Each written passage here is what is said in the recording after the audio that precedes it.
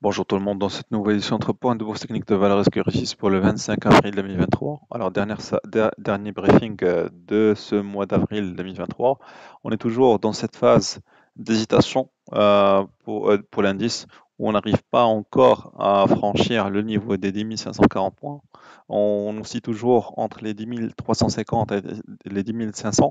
Bon, ça coïncide aussi avec la période euh, de la fin du mois de Ramadan, ce qui explique un peu le manque de profondeur et l'hésitation pour prendre un sens ou l'autre. Ça n'empêche on est en train de s'approcher d'une résistance oblique ici majeure aux alentours des 10 550, 10 560, ce qui voudrait dire qu'il pourrait y avoir une sorte d'aggravation de la volatilité pour les prochaines semaines. Alors, on devrait s'attendre soit à une sortie par le haut qui va être renforcée par de la volumétrie, ou surtout après avoir franchi les 10 780, ce qui va libérer le potentiel haussier majeur sur l'indice. A contrario, si on ne parvient pas à capter de l'intérêt à l'achat sur cette zone entre les 10 450 et les 10 580, ou si on arrive à avoir une séance baissière qui franchit à la baisse les 10 400 points, donc alors je dirais que ce schéma, que ce scénario de reprise haussière sur le MASI tombe à l'eau et on devrait s'attendre à de nouvelles vagues baissières sur le MASI. Alors pour Marc Télécom, on est en train de capitaliser sur le dernier niveau ici aux alentours des 90 dirhams pour pouvoir construire un scénario de rebond sur une tendance baissière majeure. Alors pour l'instant, on a effectivement essayé de franchir la moyenne mobile courte, moyenne mobile court terme, ici aux alentours des 82. Je dirais on a une sortie qui pourrait indiquer qu'on a une possible formation d'un double bottom, qui devrait normalement, en cas d'un dépassement de cette ligne de cours à 85 dirhams, livrer un potentiel vers les 93-92. Ça n'empêche que ça nécessite beaucoup de choses au moins qu'il y ait des volumes à l'achat entre les 83 et les 86. Chose qui pour l'instant n'a pas encore été confirmée. Alors pour Tijeri, on a toujours capitalisé, on est toujours on est toujours sur ce niveau des 400 dirhams. On est en train de préparer un semblant sorti par le haut, au semblant de reprise vers les 430. Pour l'instant, le volume n'adhère pas, ce qui est tout à fait logique quant à ce qui a été déjà mentionné par rapport à l'absence de volumétrie lors de la semaine dernière.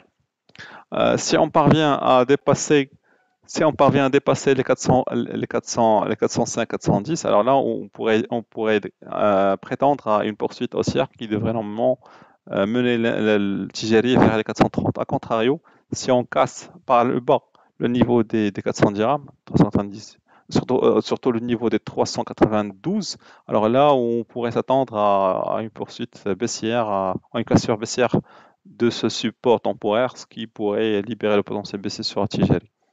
Alors pour d'autres valeurs, pour Marsa, la configuration est plus ou moins très sereine par rapport aux autres CAPI. D'accord. Si en cas d'un scénario positif pour le MASI, je dirais que c'est parmi les grosses CAPI qui pourraient éventuellement bénéficier d'une accélération haussière.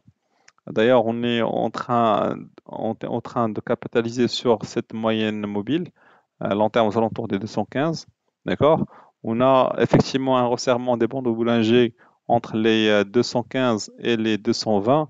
En cas d'un dépassement de 220 avec un contexte, avec un franchissement par le haut de la résistance oblique sur le MASI, je dirais que le potentiel haussier sera libéré sur Marsa, ce qui va libérer vraiment le titre pour s'orienter vers les 230, au moins. D'accord. A contrario, je dirais que le test majeur sera aux alentours des 200, 210, 215 en cas de cassure. Alors là, ce scénario de rebond tombe à l'eau et on devrait s'attendre à une poursuite baissière vers les 200 dirhams. Alors, dernière valeur cette semaine, c'était GCC. Bon, après avoir attendu pendant plusieurs séances un rebond sur TGCC, on constate une amélioration de la volumétrie, surtout durant la semaine dernière. Et pourtant, c'était une semaine où on avait assisté à une rareté de la volumétrie sur le marché.